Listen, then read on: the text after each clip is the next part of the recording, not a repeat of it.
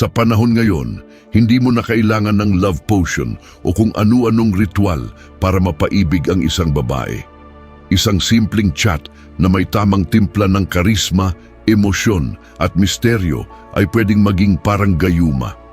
Hindi ito dahil sa magic, kundi dahil sa psychology, timing at tamang pagpili ng salita. Maraming lalaki ang nagkakamali sa pakikipag-chat. Masyadong presko, masyadong clingy o masyadong boring. Pero kapag tama ang pagkakasabi mo sa ilang partikular na linya, literal na mapapaisip ang babae sa'yo bago siya matulog, habang naliligo at habang nakaidlip sa hapon. Ito ang hindi nila alam. May mga salita, mga simpleng chat na kapag nasabi mo sa tamang panahon, ay tila tumatama diretso sa puso ng isang babae. Sa video na ito, ibabahagi ko sa inyo ang 7 chat lines na hindi lang basta nakakakilig, kundi kayang manggayuma sa emosyon ng babae, parang hindi ka na niya maalis sa isip niya. Kaya kung sawa ka na sa scene zone at gusto mong malaman ang sikreto kung paano makuha ang emosyon at atensyon ng babae gamit lang ang chat, tapusin mo ang video na to. Number 1, napapaisip ako. Paano kaya kung ikaw ang kasama ko ngayon? Sa unang basa, parang simple lang, pero may laman. Ang linyang ito ay bukas, hindi demanding, at nagbibigay ng space para sa babae na mag-imagine. Ang pinakamakapangyarihang sandata mo bilang lalaki ay ang kakayahang pasayawin ang imahinasyon ng babae, at yan ang ginagawa ng chat na to. Hindi mo siya direktang niyaya, pero pinatikim mo ng posibilidad. Parang subtle flirt na may emosyonal na lalim. Senaryo, isipin mo gabi na, nakausap mo siya buong araw. Pagkatapos ng mga simpleng kamustahan, ibinato mo ang linyang ito. Mapapangiti siya. Maaring sumagot siya ng, "Haha, bakit? Anong gagawin natin?" At doon na nagsisimula ang koneksyon. Pinapa-feel mo sa kanya na masarap isipin na may kayo. Hindi mo siya pinipilit pero binubuksan mo ang pinto ng posibilidad.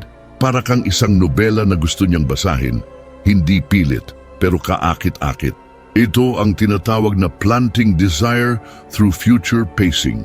Ibig sabihin, pinapaikot mo ang utak niya na isipin ang isang senaryo na kayo ay magkasama. Kung mapapasok mo ang isip ng babae gamit ang ganitong paraan, mas magiging malapit siya sa iyo kahit hindi pa kayo nagkikita ng personal. Isa itong uri ng emotional mirroring na malakas ang epekto, lalo na sa mga babaeng mahilig mag-fantasize o mapag-imagine. At kapag nasanay siyang iniisip ka, diyan mo masasabing effective ang gayuma mo. Hindi sa laman ng katawan mo, kundi sa laman ng chat mo. Tandaan mo, mas nauuna ang isip bago ang puso. Kung nakuha mo isip niya, madali nang pasukin ang puso niya.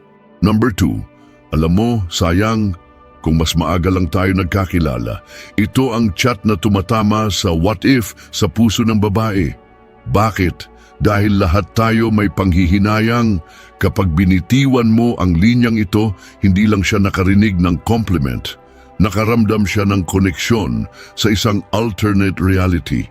Isa ito sa pinakamalambot na parte ng puso ng tao, ang ideya ng kung sana.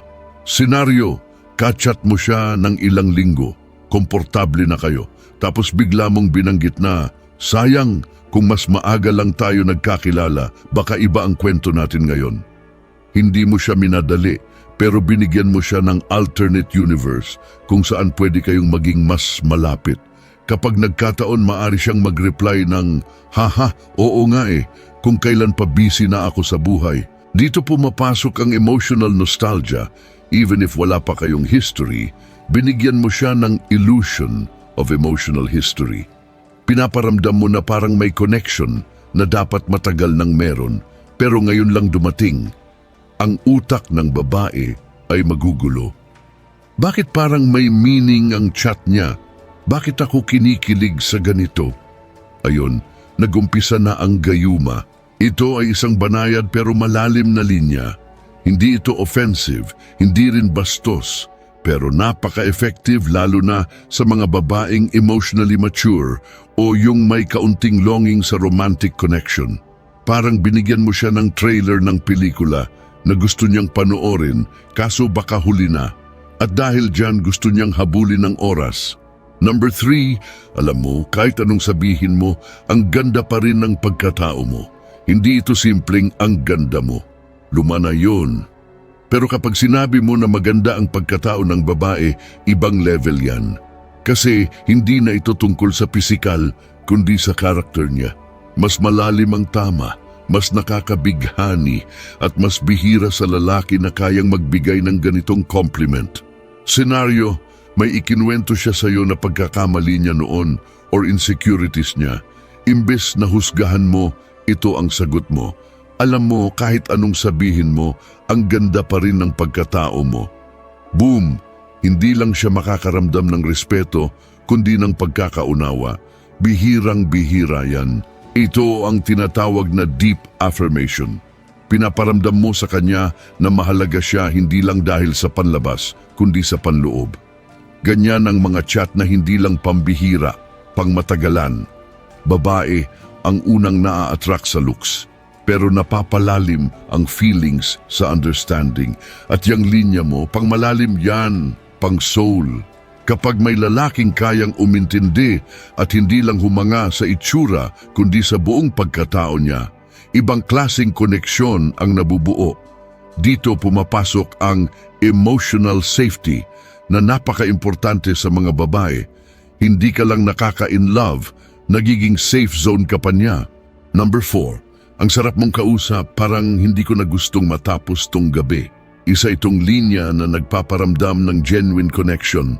Walang halong landi o buladas, just presence.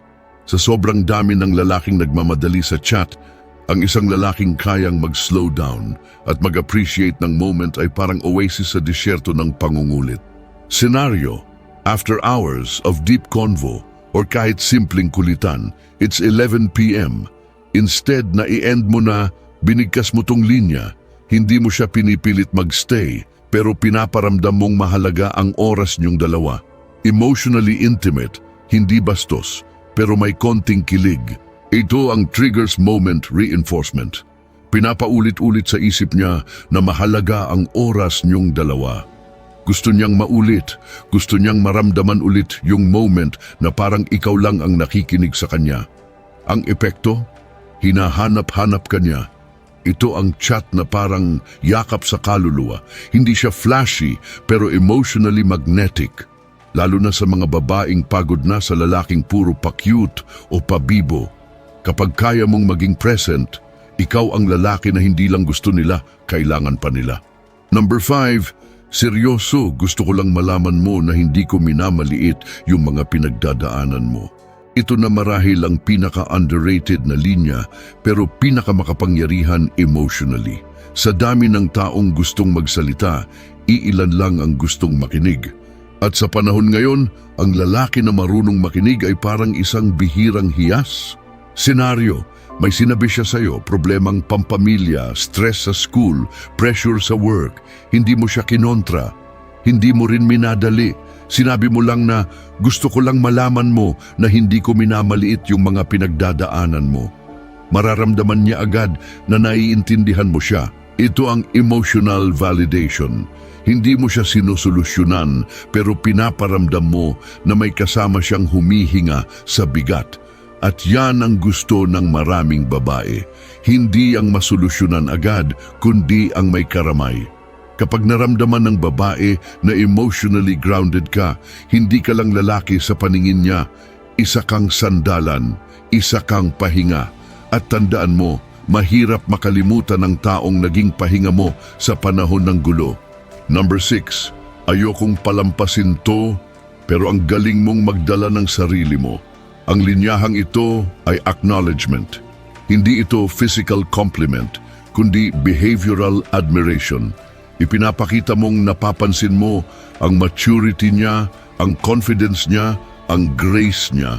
At karamihan sa mga babae gusto yan dahil hindi lahat napapansin yung effort nila to be strong.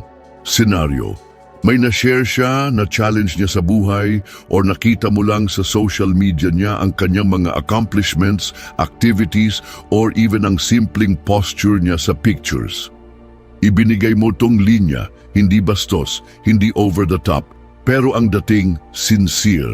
This taps into her self-worth. Hindi mo lang siya kinompliment dahil maganda siya, kundi dahil hinangaan mo ang lakas niya. Kapag pinuri mo ang pagkatao ng babae, you're not just being romantic, you're being rare. At sa dami ng lalaking puro sexy mo at pahingipik, ikaw ang lalaking nagsabing, ang galing mong magdala ng sarili mo. Guess what? Ikaw ang hindi niya makakalimutan. Number 7, hindi ko alam kung bakit pero parang ang gaan mo sa pakiramdam. Powerful ang linyahang ito, walang dahilan, walang analysis, pero ramdam. At karamihan sa babae, gusto yung feeling na hindi sila kailangang i-explain para mahalin. Gusto nila yung presence na hindi nagpapaliwanag pero nagmamahal. Senaryo, late night convo, wala nang masyadong topic, bigla mo na lang na-feel na parang ang gaan ng loob mo sa kanya. Binanggit mo to, hindi niya alam kung bakit pero smile siya ng smile kasi alam niyang sincere ka. Emotionally, ito ay nagtitrigger sa safe vulnerability. Kapag lalaki kang kayang magsabi ng nararamdaman mo ng walang takot, you're giving her permission to be herself. That's rare. That's magic. At sa dulo ng lahat, yan ang tunay na gayuma. Yung kapag naramdaman niyang ligtas siya sa piling mo. Sa mundong puno ng filters, fake compliments at pa-cute na emojis, bihira ang lalaking kayang magmahal gamit ang tamang salita. Hindi kailangan maging sobrang galing magsalita, basta totoo ka. Kasi kahit gaano pa ka-powerful ang mga chatline, kung hindi galing sa puso, walang bisa. Pero kung gamitin mo ang mga linyang ito na may respeto, intensyon at sincerity, mas matindi pa yan sa anumang gayuma. Dahil ang tunay na koneksyon ay hindi gawa-gawa. Ito ay pinipili, pinaparamdam at pinapatunayan. Kaya kung gusto mong makakonect ng totoo, hindi mo kailangang magkunwari. Kailangan mo lang ng tapang, tamang salita at malasakit. Subukan mong gamitin ang mga chat na to sa tamang oras, sa tamang babae at makikita mo hindi lang puso ang makukuha mo, pati kaluluwa niya mapapaisip sa'yo. Yun ang tunay na chat na may bisa, hindi lason, hindi bola, kundi damdaming sinserong isinusulat gamit ang mga letra na nagiging alaala. Salamat sa panunood. Kung nagustuhan mo ang topic natin ngayon, ay huwag kalimutang mag-like at mag-subscribe. Pindutin mo rin ang notification bell para updated ka sa mga latest videos.